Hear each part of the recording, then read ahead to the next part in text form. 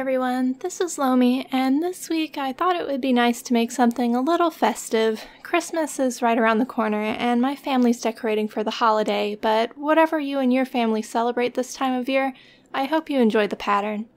This one's a little different from my usual because last week my sewing machine quit working, but I still wanted to film something with enough time for you to make your own before the holidays are over. While I wait for my machine to be repaired, I got out my great-grandmother's sewing machine. As far as I know, it's from 1949 or 1950.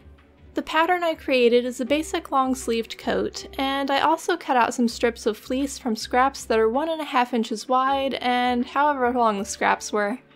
I'll be using these to make kind of a fur trim.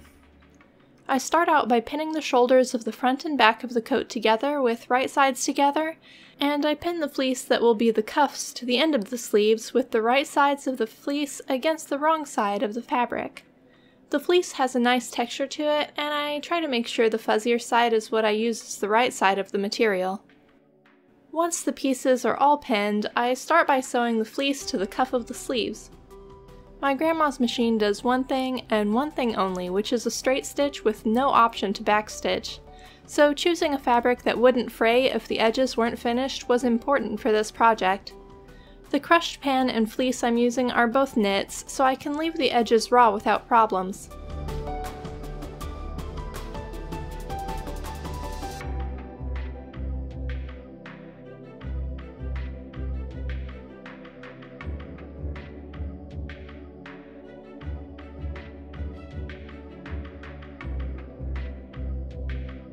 Once both cuffs are sewn, I sew the shoulders together. This machine has a few quirks, such as it has difficulty starting if the needle isn't in a down position at the beginning. I think that's because the belt is probably stretched after being in storage for so long. I've only used this machine once since my grandmother passed away, back when my very first sewing machine quit working in the middle of a plague doctor coat I was making for my husband to wear in his company's Halloween costume contest. It had the same difficulty then, so it's probably due for a tune-up, but I will say that despite that problem, it still works incredibly well, despite being 70 years old. After the shoulders are closed, I pin the shoulder of the sleeve into the armscye or armhole on the coat body with right sides together. This can be a little finicky with knit fabrics because everything is stretchy, so sometimes it's easiest to do both ends and then pin the middle. Once the sleeve is in, I sew it in place.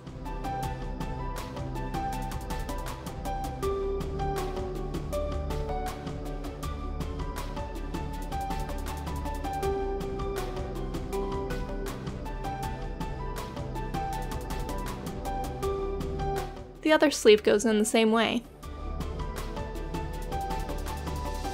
My great-grandmother didn't sew all that much that I can remember, but she did a lot of embroidery. She was always willing to let us play with her machine though, so I have fond memories of it. My older brother was actually the first one who made something with it. I want to say he made himself a jacket so he could be Billy from Double Dragon, but it was either that or Ken from Street Fighter. Either way, I remember him working so hard on that jacket in Grandma's basement. This sewing machine still has its carrying case, and the inside of the box still smells like her house all these years later.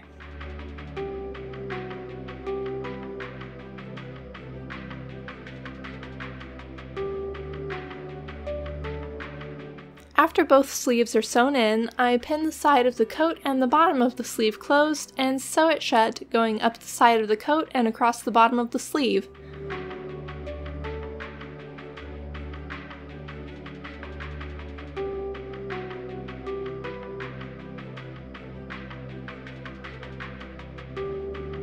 I actually intended to stop at the seam where the cuff is attached, because the cuff needs to be open from there on, but the machine decided we weren't doing that.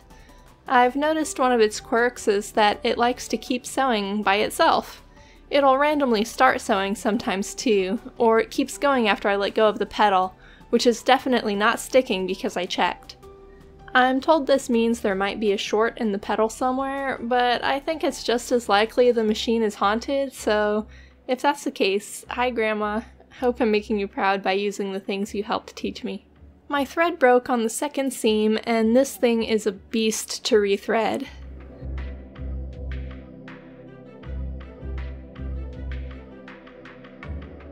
I also learned that the machine isn't solidly attached to its base anymore, so we'll definitely have to get it in somewhere for some fixing. As cool as it is to have a haunted sewing machine, it probably needs to be repaired if it's going to last.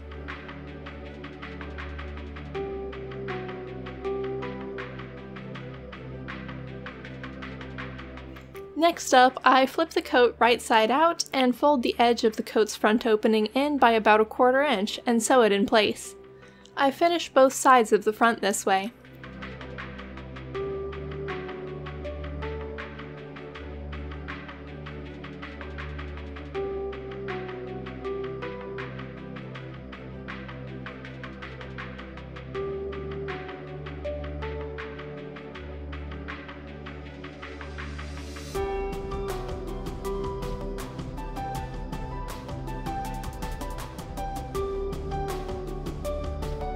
I thought about just hemming the collar by turning it in 1/4 inch, then decided to make a fleece collar, so I pinned the fleece with the right side against the wrong side of the neckline. It goes together this way so that when the collar is folded to the outside, the unfinished edge will be hidden underneath the collar. The sleeve cuffs work the same way, so this gives me a nice clean edge even though I can't finish any seams right now.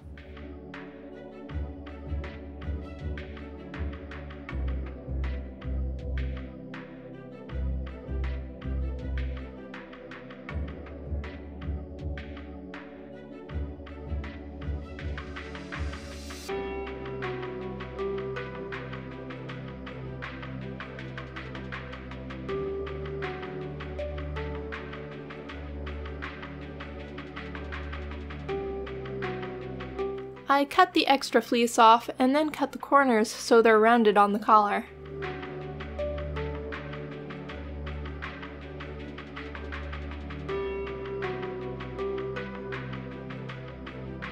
Then I take a strip of fleece and put it on the bottom edge of the coat.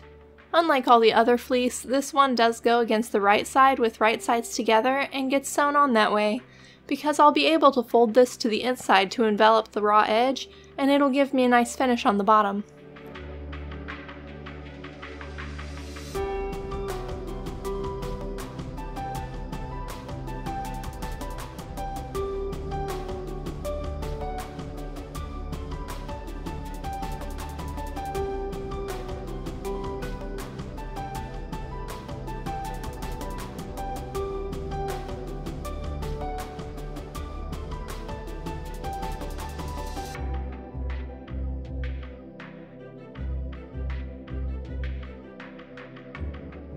I'm not doing a true rolled hem here since the fleece won't fray, so it just gets folded over once with the cut edge of the fleece lined up with the seam where I attached it to the coat's bottom edge.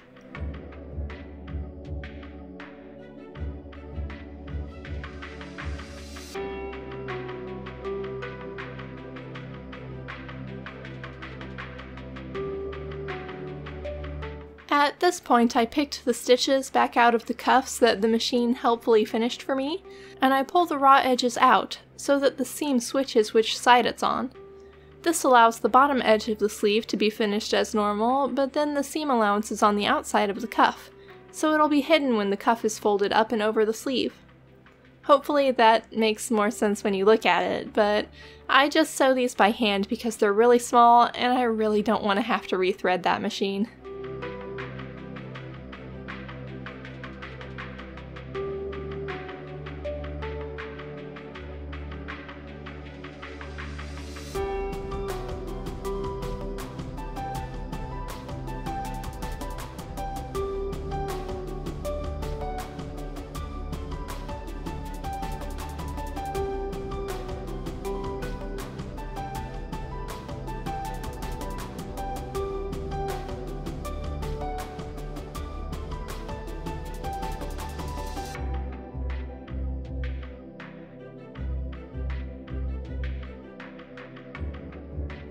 And for the bottom edge, I just whip stitch that fleece trim in place because it doesn't need to be anything fancy.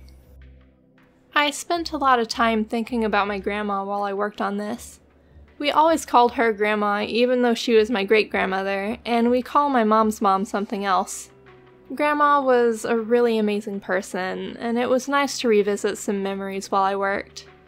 She was a retired nurse, and she was a spitfire. For most of my life, she drove this enormous Chevy Nova, a big old dark red muscle car with white wall tires, but she had to sit on a phone book to be able to see over the steering wheel because she was barely over 4 feet tall. She was one of the most generous and most dependable people I ever knew, and she loved her garden more than anything. She grew vegetables in with her flowers, and never got mad when us grandkids would pick her veggies and eat them in the yard. I didn't inherit her green thumb, and I can't grow plants to save my life, but maybe that's another skill I can learn along the way. I had decided to have the coat tie closed at the throat because that way I can make a cute Christmas dress later on. I used a flame to heat seal some ribbons, then hand stitch them under the edge of the collar to complete this project. Once they're both attached, the coat goes on, and that's it. Something cute and festive, and I think despite the limitations of the machine I was working on, it turned out pretty well. That's all for today though. Thanks for watching. Bye.